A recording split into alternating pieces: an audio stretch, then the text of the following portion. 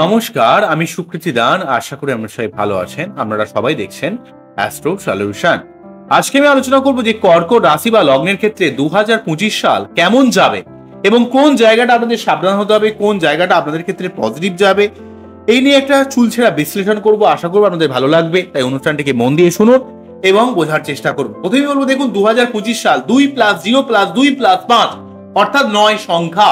9 সংখ্যায় জন্ম মানে মঙ্গলের সংখ্যা, যেটা মঙ্গল দেব কর্কট রাশি বা লগ্নের ক্ষেত্রে রাজযোগকারী প্ল্যানেট, অর্থাৎ একই সঙ্গে পঞ্চমপতি এবং দশমপতি। তাই আপনার এই 2025 সাল কিন্তু কর্কট রাশি বা লগ্নের ক্ষেত্রে কর্মের উন্নতি, কর্মে ইনক্রিমেন্ট, কর্মে পরিবর্তন বা কর্মে একটা শুভ পরিবর্তন বলা যেতে পারে, এবং সেই সঙ্গে বুদ্ধি ইমপ্লিমেন্ট করে অনেক কাজে সফলতা আপনি লাভ করবেন। আপনার সেই সঙ্গে আপনার জীবনে পড়াশোনা, সন্তান সংক্রান্ত ব্যাপারে আপনার জীবনে সর্বাত্মকভাবে একটা উন্নতি কিন্তু আমি দেখতে পাচ্ছি। যেহেতু এক্ষেত্রে কর্কট রাশি বা লগ্নের ক্ষেত্রে সার্বিকভাবে কিন্তু পঞ্চমপতি এবং সেই সঙ্গে এই দশমপতির এই যে বছর, পঞ্চমপতি দশমপতির বছর হওয়ার জন্য কর্ম থেকে শুরু করে, অর্থ থেকে শুরু করে, প্রেম থেকে শুরু করে, আপনার জীবনে সন্তান লাভের জায়গা থেকে শুরু করে সার্বিকভাবে এই বছরটা আপনাকে আপনাদের হেল্প করবে কর্কট রাশি বা লগ্নের ক্ষেত্রে। অন্যদিক থেকে বলতে গেলে অনেকগুলো কথা আপনাদের বলতে হবে। সেটা হচ্ছে, এখানে আমি দেখতে পাচ্ছি যে বৃহস্পতি দেব কিন্তু একাদশ ভাবে অবস্থান করছে 2025-এর 14ই মে পর্যন্ত। তাই একাদশ ভাবে যতদিন অবস্থান করবে ততদিন কিন্তু বৃহস্পতি থেকে সর্বাত্মক শুভ ফল লাভ করবেন। বৃহস্পতিদেব কিন্তু আপনাদের অর্থ দিক থেকে হেল্প করবে, প্রাপ্তি যোগের দিক থেকে হেল্প করবে। আপনার বৃহস্পতিদেব কিন্তু আপনার জীবনে যেহেতু ভাগ্যবতী 11th হাউসে, আপনার জীবনে অর্থ সম্পর্কিত ব্যাপারে বা জীবনের প্রাপ্তি যোগ বা জীবনের নতুন কোনো সম্পর্ক আনা বা জীবনের সার্বিক উন্নতির দিক থেকে কিন্তু অনেকটা হেল্প করবে।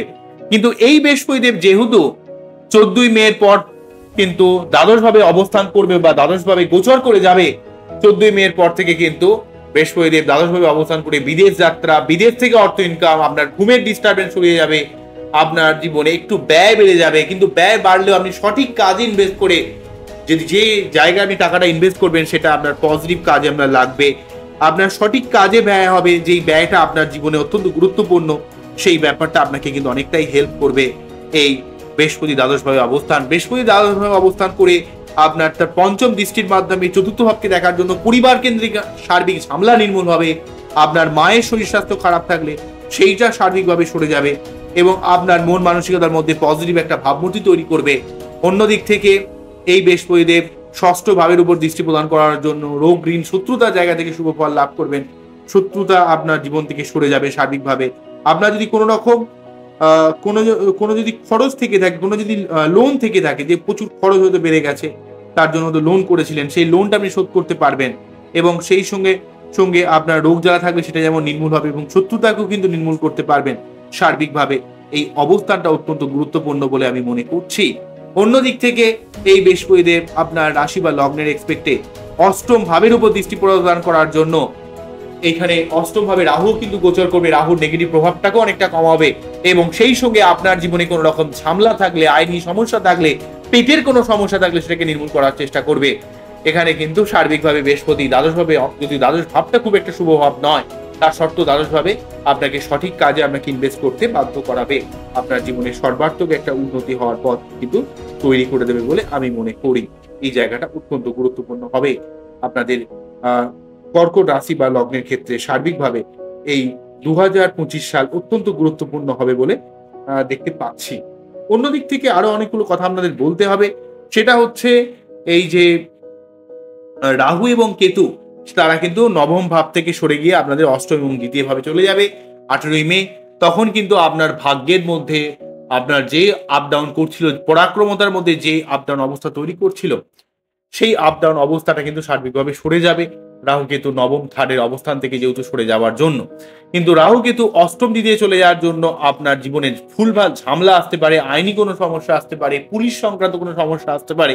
এই ব্যাপারে আপনাকে সাবধান হতে হবে, বা উত্তরাধিকার সূত্রে সম্পত্তি পেতে কিছুটা সমস্যা ক্রিয়েট করতে পারে, যেহেতু এক্ষেত্রে রাহু কিন্তু অষ্টম ভাব দিয়ে পাস করবে 2025-এর 14ই মে পর থেকে।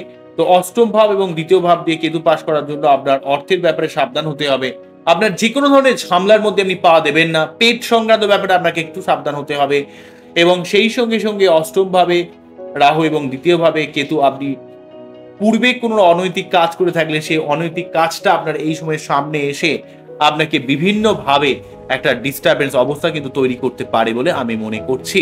তো এই জায়গাটা অত্যন্ত গুরুত্বপূর্ণ হয়ে যাবে। এই জায়গাটা আপনাকে বুঝতে হবে, এই জায়গায় কিন্তু আপনাকে একটু সাবধান হতে হবে। এবং সেই সঙ্গে আপনার মুখের ভাষা প্রয়োগ করা, কারোর সঙ্গে হয়তো কমিউনিকেট করা দরকার, আপনার মধ্যে এমন একটা অস্থিরতা মনে হবে না যে কি দরকার কমিউনিকেট করা, চুপচাপ থেকে যাবেন। অর্থাৎ আপনি ঠিক মুখ খুলতে পারবেন না, লোককে প্রকাশ করতে পারবেন না। সেই জন্য অনেক ক্ষেত্রে অনেক মানুষের সঙ্গে আপনার একটা দূরত্ব তৈরি হবে, কারণ সেকেন্ড হাউসে কেতু আপনাকে কিছুটা আপনার মুখকে বন্ধ করে দেবে।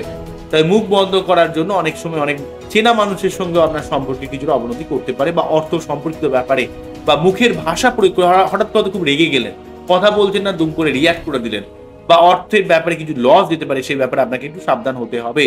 অন্যদিক থেকে শনি কিন্তু দেখতে পাচ্ছি আপনাদের শনি কিন্তু নবম ভাবে প্রবেশ করছে 2025-এর 29 মে কিন্তু শনি নবম ভাবে প্রবেশ করার জন্য ভাগ্যের উন্নতি করাবে, কর্মের উন্নতি করাবে।